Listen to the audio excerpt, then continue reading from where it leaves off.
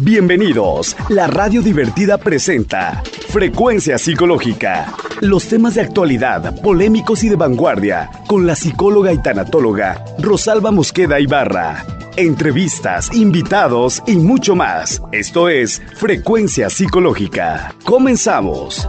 Buenos días, amigos, 11 de la mañana en punto, no es cierto, pasadito de las 11, nos encontramos en una emisión más de Frecuencia Psicológica Radio a través de la www, La Divertida Radio. Amigos, el día de hoy estoy muy contenta porque tengo como invitado a un invitadazo de lujo, permítame presentarlo.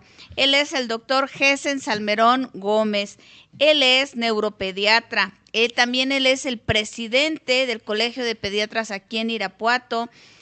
Doctor, bienvenido, buenos días. Muchas gracias, muy amable, gracias por la invitación. Doctor, usted dice que viene de Michoacán. Sí, moreliano, orgullosamente moreliano. Orgullosamente moreliano, y también es egresado de la UNAM. Así es, la especialidad en neurología pediátrica de la UNAM, del Hospital Infantil de México.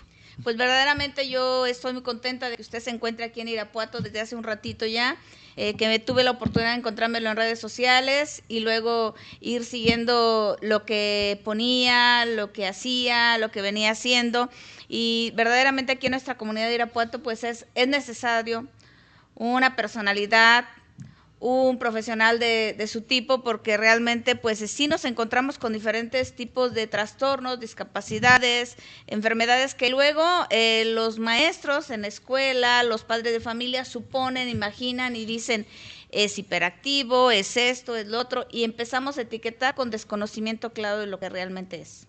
Así es, sí, hoy en día pues con la mayor difusión de la información nos ha permitido el poder establecer mayores diagnósticos y de alguna manera actuar de manera importante en la infancia, ¿verdad? En estos trastornos que usted menciona. Así es. Y el día de hoy, específicamente, quisimos abordar un tema principal que viene siendo el tema del Asperger, o bien como le llaman espectro autista. ¿Así es? Bueno, vamos a hablar de lo que es el trastorno del espectro autista. Vamos a incluir un poquito ahí de lo que es el Asperger. ¿No es lo mismo Asperger que el trastorno? Es una variante del trastorno del espectro autista. Ok, porque yo tenía el entendido, que a veces lo escuchamos y que es algo similar, pero sin embargo muy interesante que el doctor nos va a diferenciar dónde está la variable. Bien, ¿qué es el Asperger para empezar? Bueno, mire, para empezar yo creo que debemos definir en un contexto global qué es el trastorno del espectro autista, porque como lo definimos, el Asperger es una variante de este trastorno. Entonces la piedra angular sería el autismo, ¿no? El autismo, yo siempre digo que al hablar de un trastorno es aquella condición que no le permite el adecuado desarrollo psicológico, educacional o psicopedagógico o de crecimiento en cualquier individuo, es decir, que le afecta estas condiciones. Entonces, al definirlo de esta manera, pues bueno, un trastorno afecta la calidad de vida del individuo.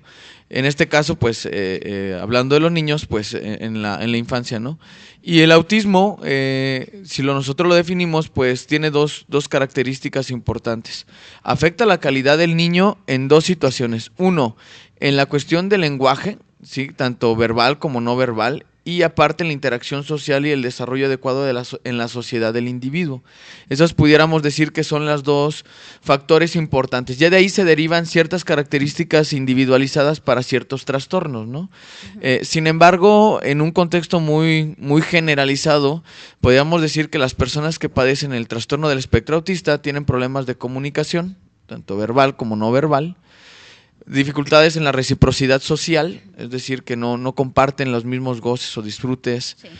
Y a su vez tienen ciertos comportamientos restrictivos o limitantes que no les permiten un adecuado desarrollo, un adecuado aprendizaje, una adecuada integración en la sociedad. Interesante todo esto, porque cuando hablamos de un niño autista lo suponemos metido en su burbuja, donde no sociabiliza, no sonríe, no se comunica, y ciertamente, pero esto también lo sabemos que hay niveles de autismo. Así es. Hay diferentes niveles de autismo. Tienen poco que salió esta nueva clasificación por lo que es el DSM-5, que es en donde nosotros nos basamos en los lineamientos de enfermedades de tipo psiquiátricas o neuropsiquiátricas. Uno de los detalles que sí yo quiero aclarar es que el paciente con el trastorno del espectro autista puede tener una muy buena calidad de vida. Siempre y Sí, cuando claro sea que sí. bien diagnosticado, que se diagnostique también en etapas tempranas, que es algo muy importante. Y como es un problema de carácter neurobioquímico, que Ajá. es un detalle muy importante, es indispensable el uso de fármacos. Cabe mencionar que hoy en día ya el uso de fármacos no es como en los años 80 o como en los años 70 o como en los años 90, es decir, ya hoy en día los fármacos nos permiten una mejor calidad de vida en muchos aspectos y no solamente en las cuestiones neuropsiquiátricas, sino también en otro tipo cardiológicas, reumatológicas, A oncológicas, nivel ¿verdad? general. Porque la Entonces, gente le tiene miedo a los medicamentos, de verdad, y sobre todo cuando se trata de niños, porque dice, es que yo no lo voy a traer dopado, yo no lo voy a traer medicado, de tal manera que el niño ande como adormilado, el niño ande más acelerado, y realmente no es así. sí, de hecho los fármacos hoy en día, como le comento, favorecen bastante la calidad de vida del individuo, le va bastante bien a los pacientes con este y varios diagnósticos de trastornos, llámese trastorno por déficit de atención, llámese trastornos de ansiedad, depresión, llámese trastornos del aprendizaje, etcétera. Les va bastante bien. O sea, ese estigma de los medicamentos, así como el estigma de acudir con el psiquiatra o acudir con el neurólogo o el paidopsiquiatra o el neurólogo pediatra o hasta incluso con el psicólogo, Sí, genera sí. demasiada angustia. Pero hoy en día nos hemos dado cuenta que son situaciones fundamentales o pilares fundamentales para que las personas que padecen algún trastorno, pues de alguna manera les ayudemos a tener una mejor calidad de vida. No solamente también es la calidad de vida del paciente, sino también es la calidad de vida del cuidador. O sea, el hecho de que un paciente no Exacto. sea dependiente de un cuidador, pues hace que la calidad de vida también de las personas que están a cargo de ellos, que en este caso hablando de los niños, pues indiscutiblemente pues son los padres, ¿verdad? Este Así tipo de es. situaciones puede llegar a ser tan agravada o mal manejada que en algún momento puede fracturar una familia, ¿no? Sin tener todo el apoyo que realmente lo amerita y pues cegándonos o cerrándonos al ser de alguna manera apoyados o de alguna manera estructurados para que le vaya bien al paciente y a sus cuidadores.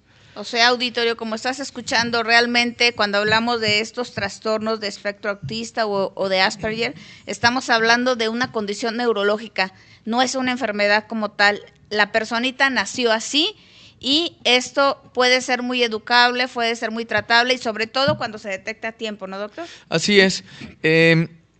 Podemos diagnosticar en el caso de autismos muy severos desde etapas muy tempranas, desde los 8, 9, 10 meses. ¿Por qué?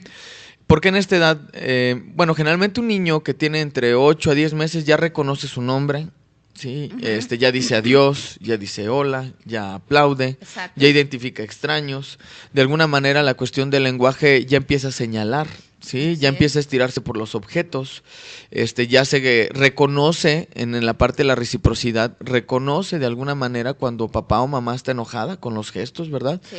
A su vez, a esta edad el niño ya tiene la capacidad de compartir sus emociones. Cuando está enojado hace las caritas, ¿no? O cuando está sonriendo, o cuando algo le gusta o le llama la atención. Entonces, son detalles tan finos que en ocasiones a nosotros como papás e incluso como especialistas a veces no las definimos de manera adecuada o no las interrogamos de manera adecuada y nos vamos dando cuenta que de alguna manera el paciente ya está teniendo algunos datos.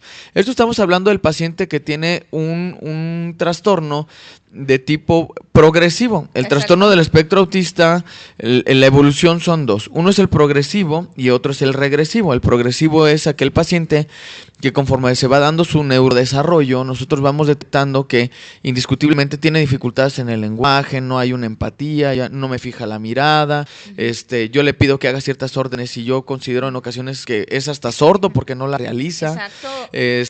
No pide objetos, siempre le ando adivinando las cosas, en vez de que me las señale, me lleva y me pone enfrente de ellas. De alguna manera noto ciertos patrones restrictivos, que nada más quiera comer un solo tipo de alimento, Exacto, como las son muy sustancias ritualistas.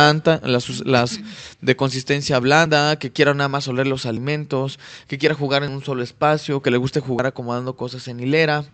Son O en como torre. ritualistas, la misma ropa, el mismo ambiente, todo. Sí, tienen esas son las ideas obsesivas, esos son los patrones restrictivos que tiene Así el es. paciente. Hablando del patrón restrictivo, pues tiene que ver con ideas obsesivas, ¿no? Que quiera jugar con un solo tipo de juguete, que nada más tenga un tema con que compartir, que eso es una característica, supongo, también del Asperger, en donde pues generalmente les gustan los dinosaurios, por poner un ejemplo. Por poner Algunos ejemplo. de ellos también les gustan mucho Legos. los planetas, ajá. Los Legos les gusta porque los pueden acomodar en hilera o los pueden acomodar en torre. torre. A su vez también les gustan las cosas que giran. Yo les platico mucho que en mi consultorio tengo un ventilador de techo. Entonces hay niños que llegan y se quedan clavados completamente con la cuestión de su fijación en la mirada en el ¿cómo se llama? En el ventilador. Tienen manerismos. Un manerismo es el que huela las manos, otro manerismo es el que aletea. Decía una persona, es que mi niño me llama la atención porque hace pajaritos. El famoso aleteo, ¿no? O el manerismo, ¿no? Entonces, de alguna manera lo podemos diagnosticar desde etapas muy tempranas. Muy tempranas, sí. ¿verdad? Ciertamente. Lo que pasa es que luego algunos papás, pues puede ser que también se cierren a la idea. Y es difícil porque hay un proceso de adaptación, de aceptación. El primero es un shock, una negación, no es cierto, no puede ser cierto. Veo cosas raras, pero a lo mejor porque mi niña es muy tranquilito, porque la verdad está muy bien educadito y por eso todo eso. Pero realmente uno puede distinguir entre un niño y otro niño y darse cuenta que algo no está checando. Así es. Esto, lo que estábamos platicando de síntomas que se presentan en el paciente, como lo comenté, pues son unos progresivos, es decir, que cada vez el niño va teniendo más conducta restrictiva, repite más el manerismo, fija menos la mirada, etcétera, es decir, van incrementando los síntomas. Y se van señalando más claros. Así es. Y el regresivo es aquel paciente que a partir generalmente de los 2 años es un niño que comparativamente con los otros niños, pues de alguna manera tiene un nivel de neurodesarrollo estándar, pero a partir de esa fecha empieza a perderlo, es decir, que antes me fijaba la mirada, ahora ya no me lo fija. Antes me comía todo, ahora ya no, nada más quiere comer. Les gusta mucho lo que es los embutidos y lo que es el huevo, por poner un ejemplo. O empiezan a notar que empiezan a tener algunas conductas de tipo obsesivas, ¿no? Lo que platicamos, que nada más quiere jugar con un solo tipo de juguete, que no quiere que le cambien los zapatos, que siempre quiere andar con los mismos, etcétera. Un detalle que también es importante que usted acaba de mencionar es el hecho que nosotros nos empezamos a dar cuenta como papás cuando empezamos a comparar. Entonces, si el niño no tiene punto de comparación, llámese hermanos mayores o llámese escuela, pues eso hace que de alguna manera el diagnóstico nos tardemos un poquito más, porque cuando llega a maternal, cuando llega a prekinder, entonces empiezan a notar que los demás niños cantan y él no, que los demás niños aplauden y él no, que él nada más se dedica a jugar con la arena, en el arenero nada más está, que se aísla, que no interactúa, que a la hora de comer no quiere comer, que hace el manerismo, etcétera. Entonces, realmente aquí yo siempre les digo, el diagnóstico del trastorno del espectro autista uno lo viene a confirmar nada más, es decir, los maestros, los médicos pediatras, en la cuestión de la vigilancia del neurodesarrollo son, al igual que los papás, son piezas fundamentales que en la adecuada vigilancia de un paciente en etapas muy tempranas nos podemos dar cuenta de ciertas alteraciones. Entonces, aquí la sugerencia muy particular es el hecho de que, aunque mi niño no esté enfermo, es importante que requiera de una vigilancia del pediatra, porque debe de no solamente vigilarle el peso, no debe vigilar la talla, sino también nosotros en nuestro adiestramiento para la especialidad pediátrica nos enseñan a ver esta parte del neurodesarrollo, algo que también es muy común y que a veces cometemos mucho el error. Antes, más que ahora, de malinformar. ¿Qué quiere decir esto? Que en ocasiones decíamos, bueno, es que el papá no habla, el niño tampoco no habla, es normal. Exactamente. No, hay estructuras que se deben de cumplir. Por muy normal que sean, se deben de cumplir, ok, si no se cumplen, bueno, pues vamos a detectar cuál puede ser el factor. Papás sobrecuidadores, o facilitadores, que son los que hacen que, pues, de alguna manera el niño leen el pensamiento. El niño no se ve en la necesidad de hacerlo, pero el niño se comunica mediante otras condiciones. O sea, yo le hablo y me responde, me voltea a ver a los ojos, me mantiene de alguna manera una interacción cuando estamos jugando con los carritos, ves diferentes caricaturas, no se queda obsesionado con un solo tipo de caricatura, o en la cuestión del lenguaje, pues emplea un lenguaje adecuado, por poner un ejemplo, un niño de 2 años debe de manejar por arriba de 200 palabras. Y debe de estructurar frases sin verbo, mamá, agua, por poner un ejemplo. Y un niño de 3 años debe de dominar por arriba de 500 palabras, de hecho hasta 2000 se cataloga, y debe de establecer también frases con verbo. Entonces, muchas de las ocasiones, este tipo de conductas nosotros las asociamos de esa manera, ¿no? Otro detalle relacionado también con la cuestión del lenguaje es que en ocasiones utilizan un lenguaje que nosotros le llamamos un lenguaje que no tiene una adecuada semántica, no va con el contexto de lo que quiere decir. decir. Es decir, que para todo utiliza coca, pero coca significa, pues es un refresco que nosotros conocemos, por poner un ejemplo, ¿no? Sin embargo, pues eso lo emplea para decir que tiene o sed o que tiene hambre. No lo sabemos, le tenemos que adivinar, ¿no? Por poner un ejemplo, o utilizan un lenguaje de alguna manera mal estructurado o con sonidos guturales, es decir, nada más emplean o emiten algún sonido sin ningún contenido y ya consideran que está enviando un mensaje. Ya los padres son donde de alguna manera lo malinterpretan, ¿no? Por decirlo de alguna manera. Muy bien, doctor. Amigos, los vamos a invitar a que se comuniquen a través de las redes sociales de Carmen Itzel o bien al 62-670-02 y si gustan dejar un mensaje al 462-123-5331 y ahí les vamos a despejar o les vamos a orientar o les vamos a canalizar sus dudas, sugerencias o bien sus saludos. Y de momento ya nos empezaron a llegar, por aquí dice Rosy Márquez, saludos, escuchándolos en Guanajuato Capital. ¿Cómo es la calidad de vida de una persona con autismo, doctor? Bueno, la calidad de vida va a depender de varios factores. Uno, la edad de diagnóstico. No es lo mismo diagnosticarlo a los 6 años que diagnosticarlo a los 2. Dos, el uso del fármaco es indiscutiblemente pieza primordial para que le vaya muy bien. 3, el ambiente biopsicosocial en el que se desenvuelve el individuo, es decir, el ambiente familiar. No es lo mismo estar en una familia disfuncional que una familia funcional o bien estructurada. 4, el apoyo psicoeducativo, es decir, qué tan comprometida está la institución educativa en el tratar de ayudarle a mi niño. Y las herramientas que sean indispensables para que le vaya bien. Por poner un ejemplo, si mi niño tiene realmente una gran dificultad en el lenguaje, pues bueno, apoyarme con una licenciada en comunicación humana, ¿no? Que son las especialistas en el área del lenguaje, ¿no?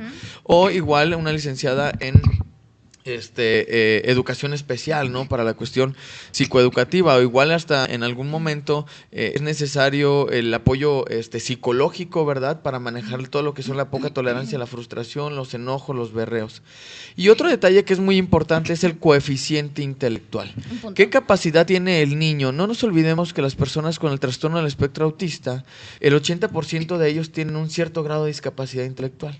El resto son capacidades normales, llegan a tener coeficientes entre 95, 90 y hasta 102 puntos, que es lo que llegamos a ver, considerando normal de 90 a 110, pero el resto de los pacientes que tienen trastorno de espectro autista, su capacidad está por debajo de los 70 puntos, es decir, llegan a tener discapacidad intelectual de leve a moderada, incluso severo.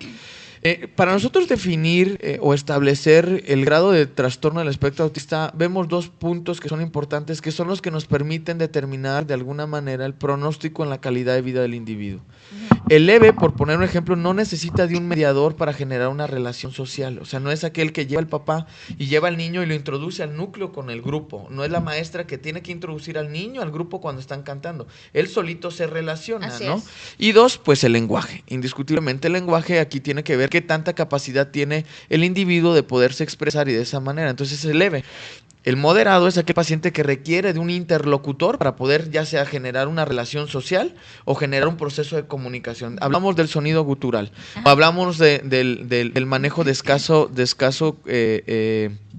lenguaje, ¿no? Donde el niño dice estábamos hablando coca, pues en ese sentido, y el papá lo interpreta como que quiere comer. Entonces él es el que hace la interpretación, es el interlocutor, que ese es el moderado. Y el severo es aquel que, a pesar de que tiene un interlocutor, pues no se permite tener una adecuada interrelación, ya sea, o mejor dicho, una relación en la sociedad y a su vez una adecuada comunicación, es decir, se vuelve completamente más dependiente de un cuidador que el otro. Entonces, esos 5 puntos que yo acabo de mencionar son los que se tienen que estructurar para determinar qué calidad de vida tiene el paciente, ¿no? Buscando, pues bueno, de alguna manera, pues mejorarse, la verdad. Creo que es muy importante el núcleo donde se va a desarrollar esta persona, porque realmente a cualquier tipo de niño le va a afectar el ambiente psicosocial en el que se desarrolla, la atención, las condiciones, todo, pero en especial estos niños que podemos decir que son niños de educación especial, deben de cubrir estos 5 puntos para que se dé un desarrollo pues aceptable, funcional, de alguna manera también sin descartar y reconocer el nivel de autismo que va a tener esta personita. Y como decía, muy importante hacer una valoración, ya sea con psicólogo especializado, ya sea con un neuropediatra, con uno de educación especial que realmente determine qué grado de CI o inteligencia pero cuando hablamos de inteligencia estamos hablando de la inteligencia, la que retiene, la que procesa a ese tipo, porque no hay que descartar que tenemos diferentes tipos de inteligencias y que estos niños van a desarrollar otras inteligencias, la inteligencia emocional, la inteligencia matemática, otro tipo de inteligencias que realmente pues son niños muy especiales, también se pueden lograr grandes cosas con ellos y pues realmente esto hay que tomarlo con mucha precisión y buscar el especialista adecuado cuando tú te encuentras ante situaciones que pudiera ser que tu niño o tu niña pudieras estar viendo estos puntos que pudieran ser.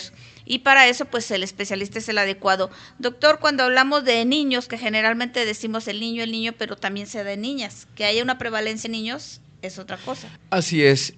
Mire, se considera en Estados Unidos que el trastorno del espectro autista es 1 por cada 88 nacimientos. Entonces, realmente, pues, estamos hablando casi de entre el 1 al 3% de cada recién vivo. O sea, de cada 100 niños, 1 a 3 llegan a tener trastorno del espectro autista. Entonces es algo muy importante. 2, sí se ha visto que hay una mayor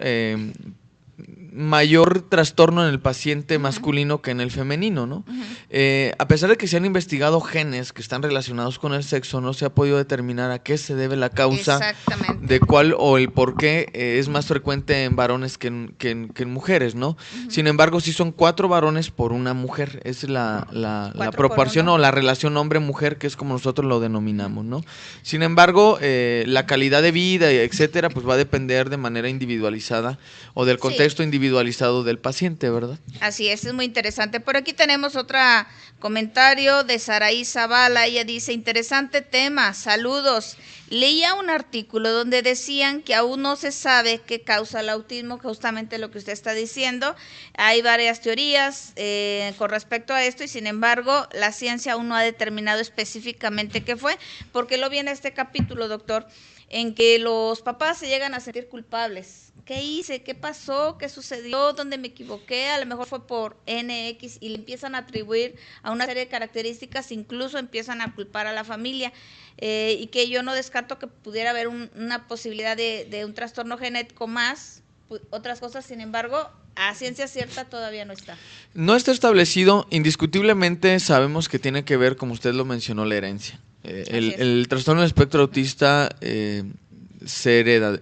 Hay dos situaciones, ¿no? Una de ellas es aquel paciente que de alguna manera ya tiene un problema, es decir, ya viene con alguna cromosomopatía o alguna alteración genética, como es el caso de los pacientes que tienen síndrome de Down. Exacto. Y tienen autismo. Ese es el ejemplo más claro. O los pacientes que tienen síndrome de X frágil y tienen autismo. O aquellos pacientes que tienen Prader-Willi, que es otra característica. Es decir, ya por sí solo la información genética ya está dándome una condición. Así es decir, yo ya tengo una patología o una enfermedad cromosómica o genética que me da eso. Y estamos aquellas en donde realmente no tenemos un antecedente directo o no hay alguna condición que lo predispone y eso favorece que dentro de la cuestión genética se alteren los cromosomas y nos genere lo que es el trastorno del espectro autista, que es el más, es decir, estamos hablando que cerca de un 80% son aquellos que tienen alguna alteración cromosómica de tipo primaria es que se alteró. Se han descubierto más de 150 genes, no se ha podido determinar, se ha visto que tienen que ver más de 8 mecanismos los que se encuentran alterados en este proceso. Sin embargo, no podemos atribuirlo de manera directa. Entonces, tenemos lo que es las alteraciones primarias y las alteraciones secundarias, hablando desde el punto de vista genético en ese sentido, ¿no? Ok, entonces nos queda claro que el trastorno ya se nace, que la calidad de vida va a tener que ver con todo su entorno y que lo podemos diagnosticar a muy, muy temprana edad del menor. Y por otro lado, ¿qué tipo de estudios se va a realizar a este menor para saber o detectar, o como usted dice, simplemente el especialista ya simplemente confirma lo que ya los papás en el fondo saben? Bueno, mire, realmente no hay un estudio fidedigno que nos diga, le tomamos esta muestra de sangre y ya sale, ¿no? Una tomografía, un electro, no. Eso la verdad es que no es así. Realmente los otros estudios van encaminados a otras características. No están indicados, sí es cierto, no están indicados.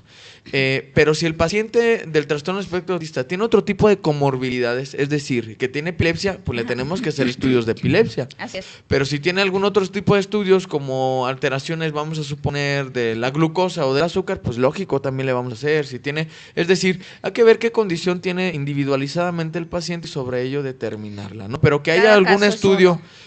un estudio específico, como tal vez lo hay para la diabetes, o como tal vez lo hay para el ácido úrico, o la persona que tiene gota, o que lo hay para el paciente con compromiso renal, etcétera, Exacto. no lo hay. Aún no hemos podido lograr, bajo esta condición, el establecer algún estudio específico para determinar, ya sea prevenir o de alguna manera anticipar y justificar el daño. O sea que es algo que no lo puedes prevenir, es algo que no lo puedes diagnosticar con una prueba, con una serie de situaciones, simplemente con toda la pericia, todo esto que se ha venido desarrollando, con el informe que te dan los padres, con lo que tú aportas como médico que observas y con la evolución misma de este niño, de esta niña, y que realmente es algo que pudiera ser muy tratable, porque existe la parte médica, existe la parte psicológica, existe la parte de contención de toda la educación especial, donde este niño va a ser como todos los niños, también, aunque no los exprese las emociones, sí siente emociones. Claro. Hay que aclarar, aunque tú aparentemente creas que no tiene muy desarrollado su intelecto, tiene algunos, muchísimos más desarrollados que a lo mejor que tú y que yo, y también puede lograr alcances muy importantes en su vida. Y por otro lado, ¿llegan a casarse y a formar una vida normal? Solamente el 6%. El 6% de todos los pacientes que tienen el trastorno del espectro autista llegan a tener, vamos a decirlo así, pues una calidad de vida muy estándar a lo que ya de alguna manera nosotros tenemos. Un detalle que yo sí quiero aclarar en cuestión del tratamiento es que muy bien mencionado el hecho de que es multidisciplinario. Sí. Es multidisciplinario, pero también quiero recalcar mucho que si no se le da fármaco, el paciente no avanza. O sea, es el cambio de la noche a la mañana con el uso de adecuados medicamentos, con las personas especializadas en este manejo de medicamentos, no porque sean medicamentos dañinos, no porque le vayan a generar algún problema agravado, mejor dicho, algún problema o vayan a agravarlo, no. Esto sí debe ser manejado de manera muy meticulosa por el especialista. O sea, aquí sí es un parte importante, ¿no? La verdad es que yo en lo particular me motiva mucho el hecho de ver que muchos de los pacientes cambian su calidad de vida, o sea, que eran pacientes que no hablaban, ya llegan hablando, o por lo menos ya buscando un medio de comunicación, que si era un paciente que no te compartía un goce, algún disfrute, pues ya lo llegan haciendo, ya te fijan más la mirada, ya te obedecen, ya respondes su nombre, o sea, la verdad es que el cambio muy notorio. Es demasiado notorio. Claro, no se hace milagros, hay que recalcarlo, ¿verdad? O sea, tampoco es milagrosa la medicina.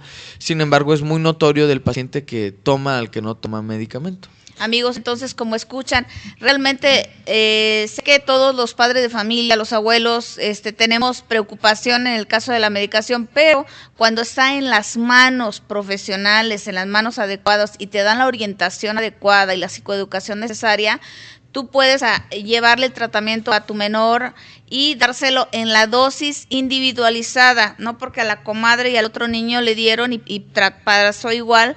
Creo que esto es lo que trata de decir el doctor, que tiene que ser un tratamiento individualizado y en cada persona tiene que ser la dosis correcta porque cada niño es distinto, lo que tiene que ir madurando, impulsando, desarrollando, y entonces tras una secuencia de observación y de tratamiento, este niño puede ir siendo muy notorio. Yo creo que es algo muy loable que la ciencia médica que esté desarrollando todos estos fármacos que puedan ayudar a una mejor calidad de vida. Creo que lo básico es la comunicación, la interacción, la conexión, para que entonces esto vaya funcionando mucho mejor.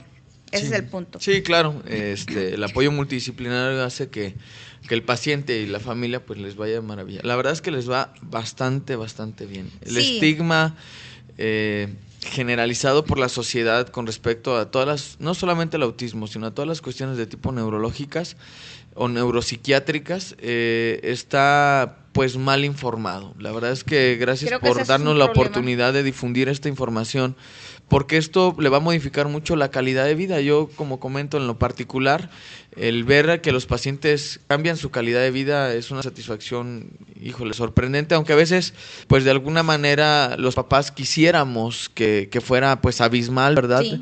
Sin embargo, el hecho de que ya no sea dependiente de mí un paciente, híjole, eso es una... No, eso es un grande, apoyo, claro, que ya solito va al baño, que ya se viste, que ya de alguna manera él toma sus propias decisiones, el que yo ya no tengo que estar supervisando, el que ya comparte con sus hermanitos, etcétera.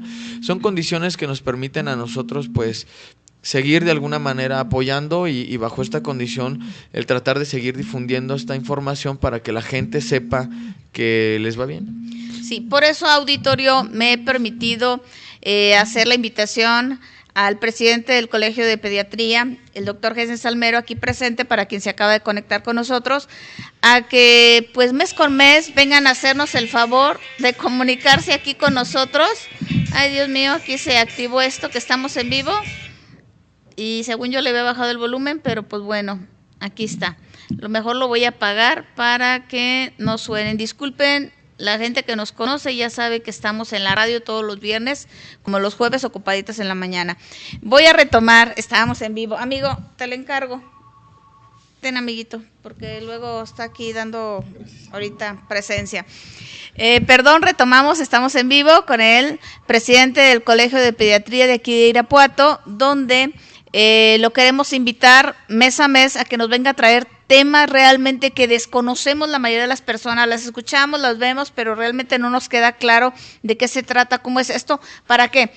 Para sensibilizarnos, para conocer, para apoyar, para empatizar con otros padres de familia, para solidarizarnos, para que realmente no supongamos cosas que no son, y para que realmente al hermanarnos y al conocer este trastorno podamos a lo mejor hasta identificar en algún momento y hacer la canalización correcta a lo que debe de ser. Una psicoeducación, un tratamiento médico adecuado, y entonces la evolución y la integración va a ser mucho mejor. Me voy a permitir a leer otros comentarios. Por aquí dice Francisco Bustos, saludos al invitado. Muchas gracias. Tengo una duda, ¿cuál sería la diferencia entre autismo y retraso mental? Voy a leerlas y luego nos vamos de lleno, ¿va? Por aquí también dice Lupita Barquín, una persona con autismo, ¿qué trabajos puede desempeñar o no pueden ser laboralmente activos? Y también dice por aquí, saludos escuchando el programa, Viri Mosqueda, Cindy Soto, Esteban Salazar, Katy Vázquez, amigos, compañeros y familia, muchísimas gracias por estar en presencia de este programa con un tema muy, muy interesante. Entonces, vamos primero a definir si realmente una persona con autismo puede realizar ciertos trabajos o no es laboralmente capaz. Sí, como comentábamos en un principio, ¿no? Depende del grado de autismo, depende del ambiente en el que se va a desenvolver. Probablemente, como comentábamos, el 6% de los pacientes con este trastorno llegan a tener una vida pues común y corriente. Ajá. Y adaptarse indiscutiblemente al estándar de la sociedad. Sin embargo, así es. Sin embargo, el paciente con este trastorno se puede desempeñar en ciertas labores. Se me ocurre una de ellas, pues ser oficinista no tiene ningún problema, y lo puede desempeñar sin ningún problema. El ventas, saben llevar eso, como en ocasiones son demasiado ordenados, entonces en la cuestión inventariada ellos son perfectos. De hecho, por ahí hubo una película que se llama El Contador, que habla sobre un paciente con Asperger que de alguna manera este paciente pues era muy obsesivo en los números, entonces detectaba si había alguna anomalía en las cuentas. Claro, estamos hablando de ficción, ¿no? Ahí lo que están resaltando es de alguna manera que estos pacientes tienen alguna capacidad. ¿Quiénes son los que realmente llegan a tener esta calidad de vida? Pues los que tienen un autismo que nosotros llamamos altamente funcional, los que tienen coeficientes intelectuales elevados, los que de alguna manera pues han recibido un cierto tipo de educación que les permite estar bien estructurados, ¿no? Que no son dependientes pues del cuidador, pero sí se pueden desempeñar Aquí Clima Irapuato, que es una de las instituciones que está teniendo el proyecto de hacer una pizzería para los pacientes que tienen estas características y incluirlos en la sociedad. Entonces realmente sí se les puede incluir, claro, se deben de adecuar ciertas necesidades de estas condiciones. Cuidados y condiciones. Sí, y de alguna manera se pueden integrar. Lo que pasa es que la sociedad aquí es un poquito difícil y la sociedad es muy compleja y es lógica, es la cuestión filogenética, ¿no? Nosotros en nuestro proceso evolutivo, pues aquellas especies que no tienen la capacidad de sobrevivir a nuestras necesidades, o que son como nosotros. Así es, los aislamos y los limitamos, pero si nosotros tenemos la capacidad de ser integradores, si nosotros tenemos la capacidad de alguna manera de ser incluyentes, y en ese sentido les va bastante bien. Y no solamente hablo, y esto sí lo quiero aclarar, no solamente hablo del paciente con trastorno del espectro autista, quiero hablar en todas las condiciones, en todas las diferentes condiciones, ¿no? Se les puede apoyar y la verdad es que en ocasiones se pueden desempeñar muchísimo mejor que aquellas que no tienen algún otro tipo de necesidad. Porque realmente hablar de discapacidad en un término muy personal es nada más que requiere otro tipo de necesidades. Exactamente. No deja de ser un ser humano, no deja de tener identidad, no deja de tener sentimientos, convicciones, etcétera. Que la dificultad para expresarlas, que la dificultad para de alguna manera darlas a entender se presenta, eso es muy diferente. Creo pero que cuando de que estamos las tiene hablando de una condición diferente. Diferente. Es el punto. No, simplemente va a procesar, va a entender, va a asimilar, va a necesitar todo de igual manera que tú, que yo, pero de una manera diferente. Así es. Y esta es la riqueza también, y creo que sí tiene razón cuando habla de una sociedad que no está educada en el sentido de incluir, en el sentido de suponer antes de integrar, y creo que esta es parte de la misión que tiene este programa, y estos programas justamente enviar un rayito de luz para que nuestra sociedad se sensibilice ante ello y se empiece a dar cuenta que todos los seres humanos tenemos una gran riqueza para compartir, para enriquecernos todos. Tenemos que abrirnos a este conocimiento, y yo estoy muy agradecida de que realmente nos permita usted y la barra de compañeros a que vengan a compartirnos al auditorio tantísimos temas seguramente que nos van a interesar a todos. Y pues siguen llegando los comentarios. Muchas gracias. Dice Nancy Rodríguez, interesante tema, expongan el tema también de hiperactividad, Con que gusto. Seguramente lo vamos a tener que abordar porque también es un tema muy boom. También dice Juanjo Jiménez, saludos al invitado. Muchas gracias. Y me voy a ir al tema por aquí que decía si era lo mismo autismo que retraso mental. Ya nos había comentado el doctor que para nada, pero sin embargo que estos niños que tienen el autismo tienen un grado de discapacidad intelectual. Así es, comentábamos el 80% tienen discapacidad intelectual. Por eso es que se llega a confundir, dice, bueno, mi niño tiene retraso mental o tiene autismo, por eso no razona, por eso no se integra, por eso no entiende las cosas, y entonces aquí hay que saber diferenciar porque hay gente que no tiene el autismo y tiene discapacidad intelectual. Entonces tenemos que, ahí sí se puede hacer un cierto valoración para distinguir y para entenderla. Sí, de hecho dentro de los criterios para el diagnóstico dice que es de acuerdo a las capacidades del individuo. O sea, el hecho de que tenga estas conductas o estas comportamientos se debe descartar que tenga que ver con otros factores, pero que deben de ser acorde a la edad o a la capacidad del paciente. Entonces esa es la parte importante. Sí, y luego también tenemos mucho que revisar, auditorio, el entorno familiar en el que se está desarrollando, porque puede ser que el niño tenga un trauma emocional que le esté impidiendo desarrollarse, expresar, y que el entorno sea, por ejemplo, agresivo, autoritario, y donde no le permitan a la personita realmente expresarse y tenga temores y se tenga que frustrar, callar. Imagínate, si de por sí es hipersensible, imagínate que esta personita esté amenazada, imagínate que esta personita tenga rasgos, entonces pues claro que se agrava esto, y no necesariamente tenga una gran discapacidad intelectual, sino tiene una afección emocional que no le está permitiendo, y por eso dentro de la consulta psicológica se hace una valoración completa de todo el entorno donde el niño se desarrolla, como es la familiar, como es la escolar, y se tiene que trabajar en equipo multidisciplinario, como lo decía el doctor, de la mano con los especialistas para que realmente lleguemos a un diagnóstico certero y un tratamiento adecuado para que de esta manera conjunto sacamos adelante a la niña y al niño y la familia empiece a sentirse pues apoyada, más rescatada y más funcional. Así es, sí, todos, es un granito de arena de todos, indiscutiblemente, que es lo que nos va a permitir que todos estemos bien en el contexto pues de calidad de vida, ¿no? O sea, en ese sentido es muy importante. Cabe mencionar pues que la situación es muy compleja si nosotros la queremos ver así, por todos nuestros miedos, nuestras frustraciones, nuestros temores. Ajá. Sin embargo, cada vez se han abierto más las puertas, entonces esto nos permite a su vez que nuestros pacientes con diferentes trastornos les vaya de mejor manera, ¿no? Bajo esta condición. Sí.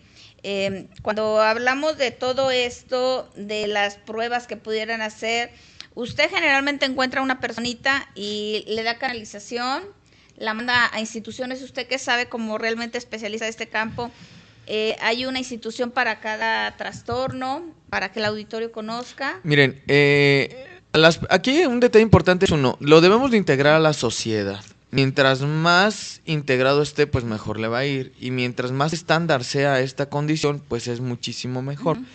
Volvemos a la parte en donde la necesidad del paciente es lo que lo determina. Por poner un ejemplo, si el paciente tiene un trastorno del espectro autista leve, con un coeficiente intelectual limítrofe, es decir, entre 70 puntos a 79 puntos, sí, o un normal bajo, sabemos que este paciente pues le va a ir bien en una escuela regular, incluso en una secundaria.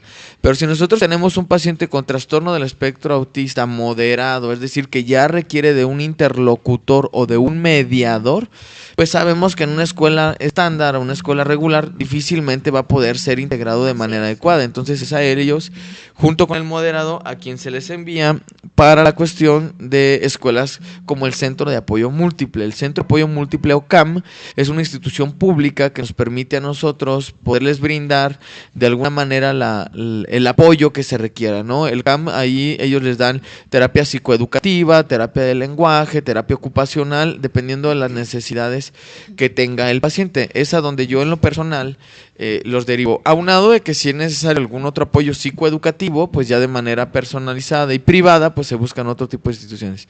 Pero hablando de una institución gubernamental, vamos a decirlo así, el Centro de Apoyo Múltiple, y no solamente para los niños con trastorno espectro autista, exacto, los niños que tienen los niños que tienen una discapacidad intelectual sin ningún otro tipo de trastorno, aquellos niños que tienen trastorno por déficit de atención, pero tienen alguna otra condición, porque el trastorno por déficit de atención, pues indiscutiblemente puede ir a una escuela regular sin ningún problema, y bien medicados se sacan pro 10, entonces sí, les va de maravilla también. Sin embargo, podemos considerar que esta institución es la que más nos puede apoyar. Aquí en Irapuato está en la calle Almendro, desconozco ahorita la colonia, pero es ahí por la calzada de Guadalupe, por el Cerezo, algo así recuerdo. Okay. Y es una institución que yo veo pacientes de ellos y la verdad son gente muy comprometida.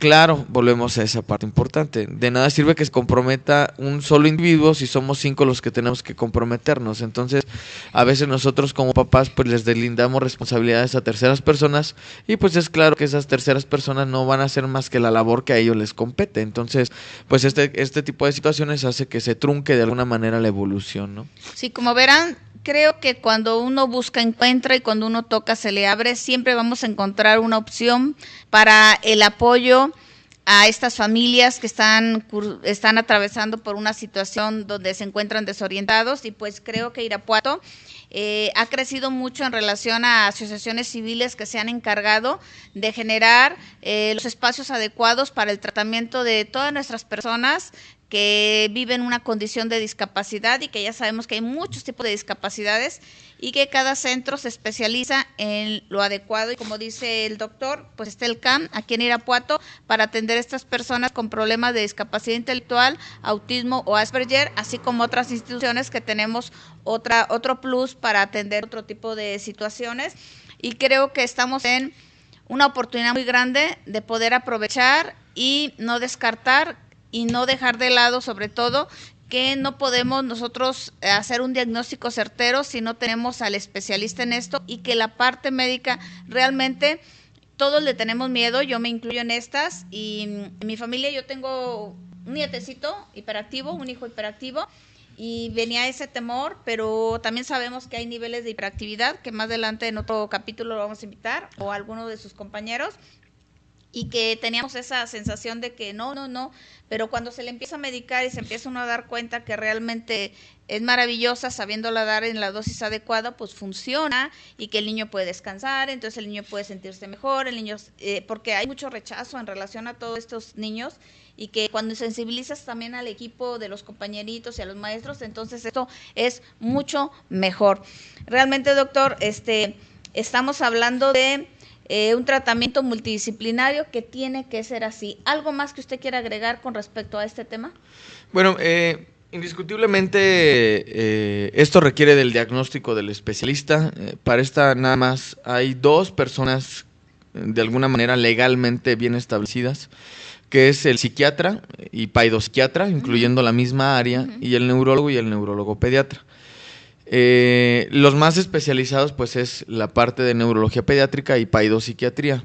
Aquí el manejo que a veces da el paidopsiquiatra o el manejo que da a veces el neurólogo pediatra es donde pudiera haber alguna disyuntiva, ¿no? Sí. Pero el objetivo claro y directo es el mejorarle la calidad de vida del paciente. Yo creo que las situaciones que llegan a tener de alguna manera cuestiones negativas o avances pues no muy favorables es porque quien lo indica o quien lo receta o quien lo sugiere pues no es la persona experta, y entonces eso hace que ya de antemano le generemos desconfianza al fármaco y ya llegamos con cierta predisposición a lo mismo. Yo creo que aquí un detalle importante es, ok, tenemos un problema, pues vamos a resolverlo, no es el híjole, se me van a venir más, no, pues se van a venir más, pues como en todos lados, entre ¿verdad? Más crece la persona y más necesidades tiene. Pero a trabajarlo, y trabajándolo en conjunto, yo soy muy copartícipe de ello, ¿no? Para mí, como yo les comento, lo que es mis compañeros pediatras, a lo vez que la gente del área educativa, de apoyo USAER, del mismo CAM, de las maestras de escuela, de instituciones públicas como instituciones privadas, pues son mis ojos, vamos a decirlo claro. así, ¿no? Entonces, de alguna manera ellos son los que identifican. Yo honestamente, ya ahora con tanta información, decía una persona, es que hay una epidemia del autismo. No, siempre ha existido. Exactamente. Si uno hace recuentos y en la escuela yo recordaba a 2 personas que dije, ay, esto tiene algo, y hasta ahora que ya tuve pues el adiestramiento y la enseñanza, ya pues, mira, tal persona tenía esto, yo tengo esto, ¿no? Por poner un ejemplo, ¿no? Sí. Pero a lo que yo quiero llegar es que seamos muy conscientes, seamos comprometidos, tanto las instituciones como los padres, como el área médica, que en eso la verdad es que mis compañeros pediatras hacen una excelente labor. Yo no puedo quejarme en ese sentido. Una de las características que tiene el médico pediatra es que es un médico pediatra muy comprometido, porque si algo afecta en una sociedad se llama la niñez. Esa parte la tenemos muy, pero muy sólida, y la verdad es que mis compañeros pediatras hacen una excelente labor, ¿no? Bajo esta condición, aunado, bueno, que hacemos un trabajo multidisciplinario. Aquí todos somos importantes, nadie deja de ser menos importante, porque al fin y al cabo vamos por un objetivo único. Exacto, creo que eso es lo que no se nos tiene que olvidar, que el paciente buscamos su mejor bienestar, y que todos los que están inmersos en este proceso de acompañarlo y de ayudarlo, dejen claro cuál es su rol de cada especialista, para que no usurpemos, porque el momento dado pudiera ser que alguien lleva a su niño con el psicólogo y el psicólogo se pretende llevarle un tratamiento, se va a ver frustrado el psicólogo, porque realmente como no es su área, aunque tenga mucho conocimiento de lo que es, realmente no lo va a poder ayudar, porque tiene que ver con un problema neurológico, y ya sabemos que la neurología va apoyada con la medicación, y que por sí solo el puro tratamiento cognitivo-conductual, en este caso que es el aplicado para el trastorno autista, realmente no va a funcionar, porque le falta el otra parte, el otro elemento,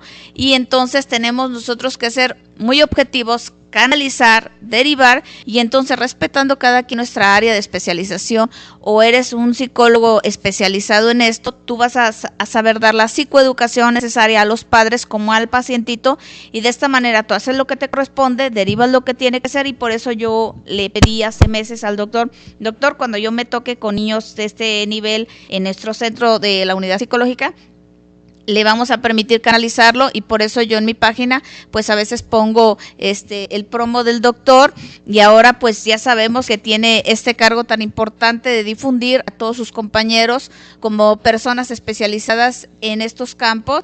Pues realmente hay que aprovecharlo, por eso aquí lo tenemos. Y cuando es necesario, pues una opinión especializada pues va con los especialistas, y lo que nos toque a nosotros, pues lo podemos hacer, lo podemos contener, lo podemos orientar. Muchas gracias. Doctor, verdaderamente el tiempo se nos fue rapidísimo. No me queda más que agradecerle y decirle que este es su programa. Cuando tenga oportunidad, pues lo vamos a encontrar por aquí. Cuando no, pues algunos de sus compañeros. Venir y difundir más información, claro que sí. Muy bien, pues con esto no me queda más que decirles que vamos a prestarle mucha atención a nuestro derredor, a nuestros hijos, a nuestra sociedad, en una psicoeducación integradora. Y con esto les saluda Ros, les bendice Dios. Hasta la próxima. Esto fue Frecuencia Psicológica a través de la Radio Divertida. No te pierdas nuestra próxima emisión por la Radio Divertida.